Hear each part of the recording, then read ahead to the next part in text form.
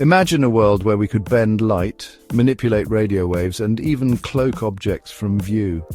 This is the promise of metamaterials, engineered materials with properties not found in nature.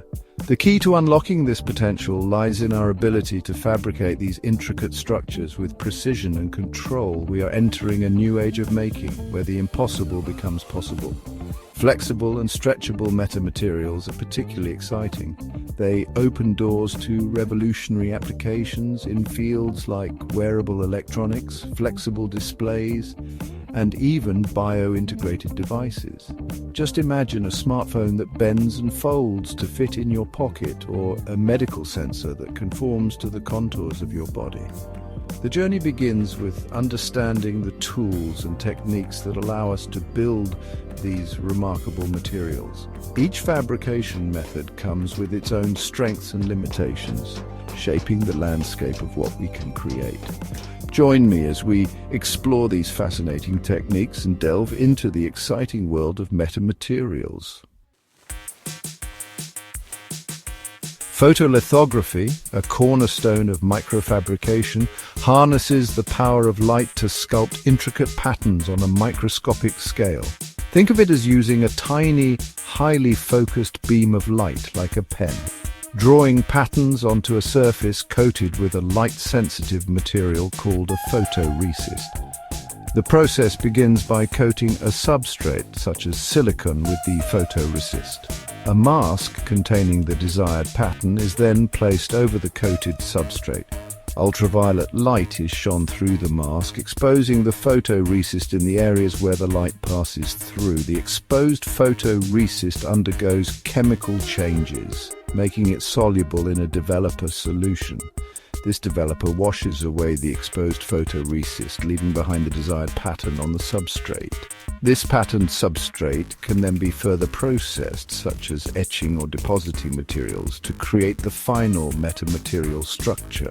Photolithography has been instrumental in the development of terahertz metamaterials, which operate at frequencies between microwaves and infrared light.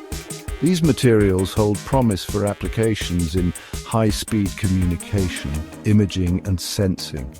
However, photolithography's reliance on expensive equipment and multi-step processes can limit its accessibility for rapid prototyping and high-volume production.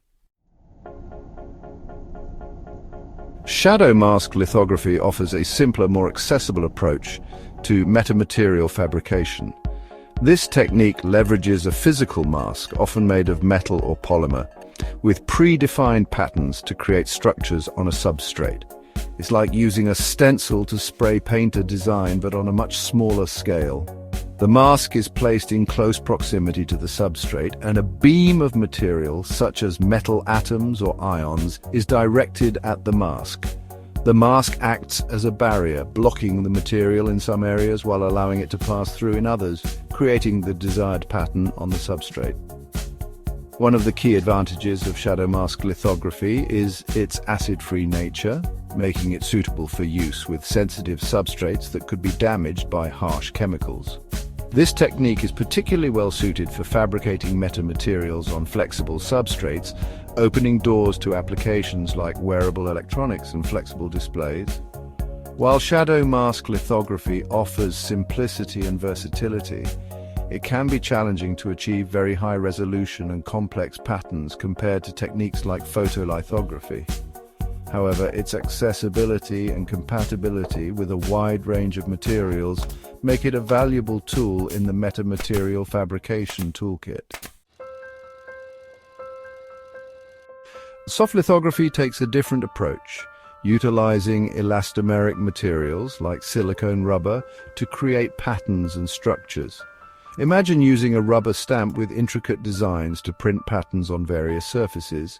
That's the basic idea behind soft lithography. A patterned master mold is first created, often using photolithography or other high-resolution techniques. A liquid elastomer is then poured over the master mold and cured, creating a flexible patterned stamp. This stamp can then be used to replicate the pattern multiple times on different substrates. Soft lithography's gentle nature allows for the patterning of delicate materials and curved surfaces, expanding the design possibilities for metamaterials. This technique is particularly well suited for creating multi-scale structures, combining features at both the micro and nanoscale. The use of elastomeric materials also opens doors to stretchable and conformable metamaterials, ideal for applications in wearable electronics and bio-integrated devices. However, achieving very high resolution and complex patterns can be challenging with soft lithography, and the technique might not be suitable for all materials and applications.